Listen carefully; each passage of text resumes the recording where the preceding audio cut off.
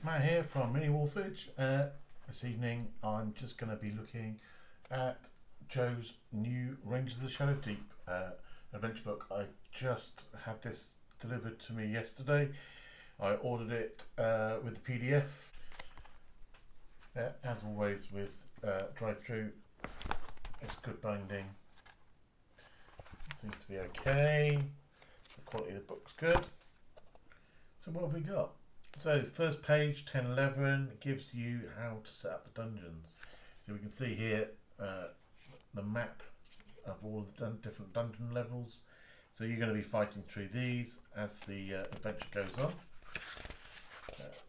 Then we have got the story so far, and you've got a new companion, the Royal Cartographer, Arison.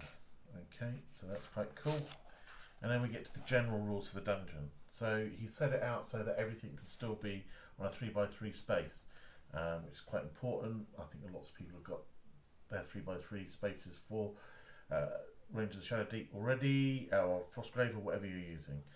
The maps are all drawn out in 2-inch squares, so that makes it really nice and easy to do. If you haven't got 3D printed or bought or purchased or handmade, whatever, 3D dungeon tiles, that sort of thing, you can go onto the Osprey webpage, and in the resource page there for the Frostgrave there are some nice little GIFs, pictures that you can print off that are for dungeons. So you can just lay them out onto your table so your characters can fight through it.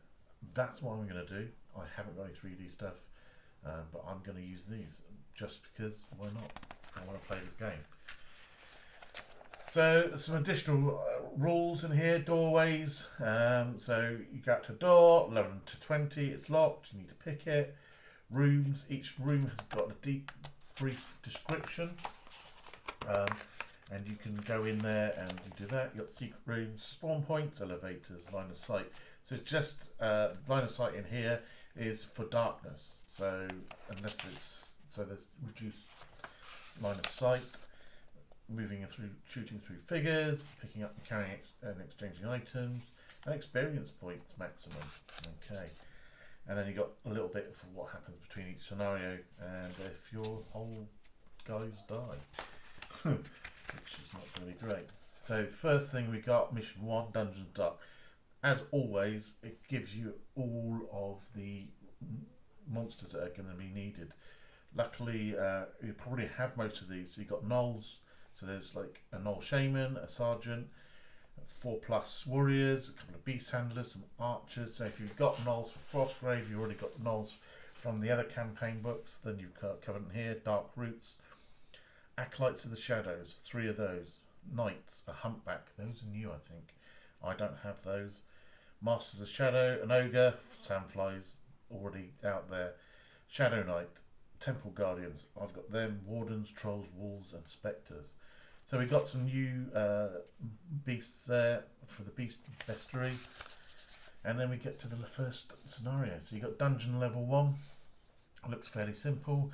We've got 6 rooms with the entry and some, yeah, and that's it. So you know that's 6x6, 6x6, 6x6. And you're going to walk into the special rules for each one of these, the event cards. So we know, if you're already played Rangers, we've got our standard setup for the dungeon level 1 event table, and you can obviously change the challenge level, and then we've got outcome and experience. Okay. So we move on to the next one, dungeon level 2. So we've got it a little bit bigger. I've actually worked out, I think the most, if you're going to do 2D, or even if you've got your 2x2 squares for your 3D, is 10 blocks of 3x3 2-inch squares. So you can see here 1, 2, 3, 4, 5, 6, 7, 8, 9. I counted 10 as the maximum room for these spaces. I haven't worked it out for the tunnels, so you need to go over that itself. Again, we're using the same monster levels, and then you go down to dungeon level 3. Your challenge levels here. Dungeon 4, and then we've got some The Temple Guardians in here. So each of the rooms have got different lettering, so you can go in there and that things happen basically as you go. As always, Temple Guardians, really nice figures. You get those from North Star. So there you go. And then we get to the mission for Snake Pit. So this is really good, but you need 6+ rattlesnakes, 2 giant plus water snakes, and 5+ giant vipers. Now, I've got 1 giant viper. I think he's a boa, maybe, but I've picked him up as a. I'm gonna have to buy some more snakes. North Star does some snakes, rattlesnakes and stuff like that. So that's there. There's some STLs up there. I'm gonna have to look, see if I can get some giant water snakes. Don't know what a giant water snake looks like. I'm thinking anaconda, maybe, something along those lines. And then you've got the giant vipers. Again, you're going to need some sort of STL. This is from Whiz Kids, I think. So yeah, going to need a few of them. That should be quite an interesting one. And the snake pit in there. Yeah, and then again, it goes up. And then we got the bestiary. So we've got some new in here. Null Beast Handlers. We got the Humpback, which is this monstrosity appears to be a fusion of ogre, bull, and a camel. Very interesting. I don't know what figure would fit in there. So we got the Master of the Shadows. So that's quite interesting. You got a wizard. So going to get your Frostgrave collection out of wizards. I've got a load of metal ones. I've got plastics. You can make up your new ones. Use whatever you're going to use. But that's quite interesting. Then you've got Minister of the Deep. So the Minister is the highest ranking spellcaster of the Shadow Deep. So that's quite cool. He looks pretty.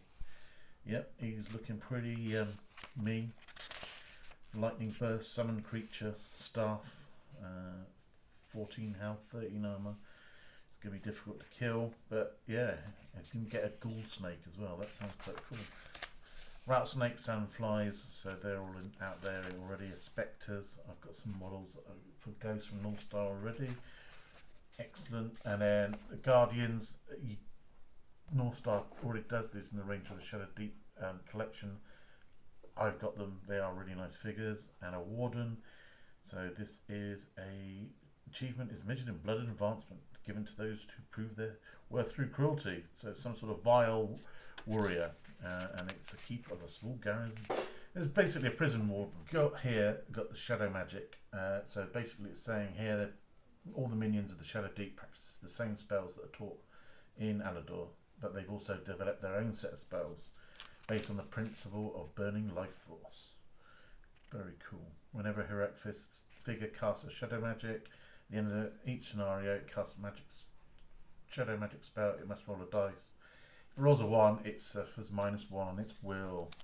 Wow, that loses 1 level if it is a ranger. So you can use it at your peril. There's some rules there for learning the shadow magic. You've got the shadow magic spells, all the new spells in there. Okay, they look pretty cool. Death Shroud, that sounds quite cool, but you need a 20. Type must make an acrobatics roll or be warped into a shadowy shroud. Awesome. So we got all new, that's cool. And then we've got random magic, summon creatures. Oh, that's cool. So yeah, in here, occasionally a player may want to or need to roll a random spell. In that case, row 1 of the tables that gives you the shadow magic that is going to be cool. And then go to the Temple of Madness. And for the basic spells, if you haven't got that book, go and buy it. Yeah, basic spells there. And then you've got the dungeon rooms. So in each of these here, you've got basically what's telling you what's in each room. So dungeon room A, 1 to 7, you've got a pair of gnolls, 8 to 15 Gnoll Sergeant, 16 to 20 Gnoll Sergeant, and some archers. So basically every time you go into a different room, you've got what's going to happen.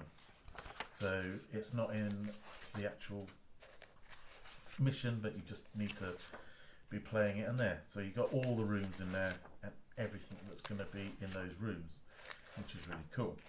Very D&D. I hope that you don't take offence to that, Joe, but it is very D&D. And then you got notes. So there's like FAQs basically, giving you a little bit of extra information for each of the pages in there. So yeah, 463. If you find the 2 doses of hate wheat and 1 dose of Anthellus, gain 3 experience points. So there's all sorts of things going on here. There's a lot of it. Lots of really cool things in here. Looks like you can easily play this mission 2 or 3 times and probably not have the same result every time, because you've got all sorts of things going on there. Yeah, so then we get to the end. We got the epilogue. For the moment you're safe and you will have a chance to rest and heal your wounds, but soon you must face the final challenge, the Tenebros Citadel. So we already know, what the next book's going to be, guys. So yeah, super cool as usual from Joe. Lots of information in there, lots of new bits and pieces. I'm looking forward to playing this. So yeah, thanks for listening.